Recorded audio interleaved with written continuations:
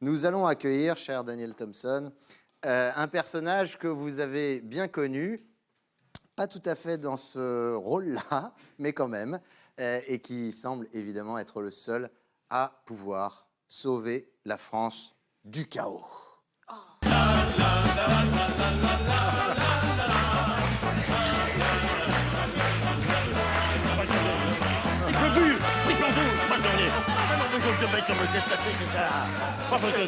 Je ne suis pas un policier qui vient manifester, je suis un gendarme qui vient se manifester. Voilà. Repos. Excusez-moi, mais à cause de cet imbécile, j'ai failli être en retard. Mais on vous excuse, on vous excuse. Mais qui vous êtes, vous, pour vous excuser? C'est moi qui m'excuse, mais c'est pas vous. Vous vous taisez. Voilà, vous vous taisez. Je ne veux plus vous entendre. Voilà. Non, mais enfin, silence, ne faites pas plus de bruit qu'un asthmatique qui souffle dans une trompette bouchée. Voilà. Juste un petit filet d'air comme ça. Oui, pour rafraîchir votre voisine. Votre voisine? Oh, mais c'est pas possible. Mais je n'en crois pas mes oreilles qu'ils annonçaient là. Mais Daniel, ma biche, mais si j'avais su, je serais arrivé beaucoup plus vite. Seulement avec tous ces crétins qui font grève, on n'arrive plus nulle part. J'ai trouvé pire que Fantomas. Martinez. Martinez. Vous vous rendez compte, Daniel, ma biche, que si le mouvement s'amplifie, les rois mages vont arriver fin mars et il va falloir reporter l'épiphanie à Pâques. Et vous, ce serait un comble que vous soyez bloqué par une grève générale, alors que vous n'êtes que maréchal des logis. Vous foutez de ma gueule. Non, mais regardez-moi là, regardez, vous foutez de ma gueule. Comme une grève, mais quelle grève? Mais vous avez vu une grève où, hein? Mais c'est pas une grève générale, c'est une confusion générale. À croire qu'on a mis en place une organisation de la désorganisation afin de désorganiser l'organisation. Mais ça fait 15 jours que ça n'arrête pas et que ça va dans tous les sens. Paf! On se croirait dans un film de Gérard Houry. Paf! Sauf que c'est pas drôle du tout, voilà. À cause de la SNCF, mais rendez-vous compte, même les bouts en train sont à l'arrêt. Très bonne celle-là.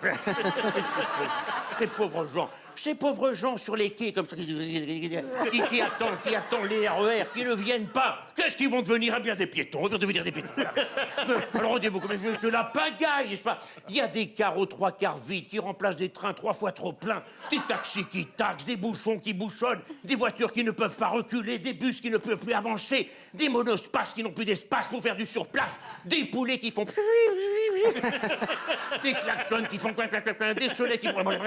Enfin, bref, on n'y comprend plus rien, voilà. Rendez-vous compte. Même les prostituées veulent descendre dans la rue alors qu'elles sont déjà sur le trottoir.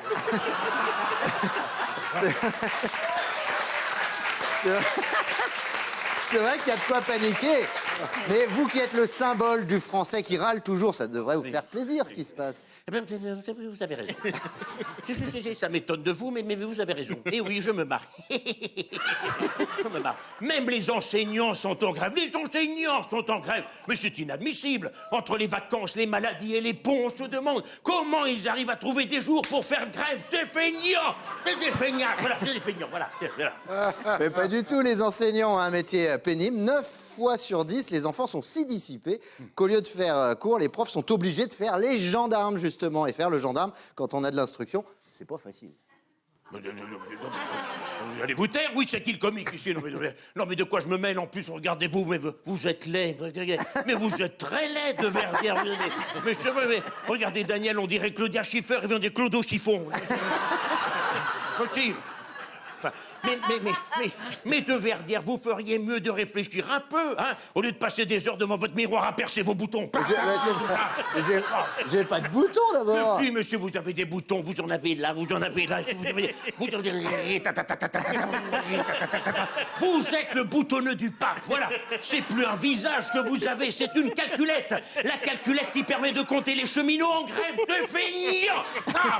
Mais je crains l'AVC, quand même. Mais ce ne sont pas des feignants, ils défendent leurs droits, et c'est leur droit. Mais quelle honte! Comment ose-t-on foutre le bordel au moment des fêtes alors que... Pensez à tous ces petits-enfants qui ne pourront pas recevoir leur cadeau de Noël. Ce petit ours en peluche, puis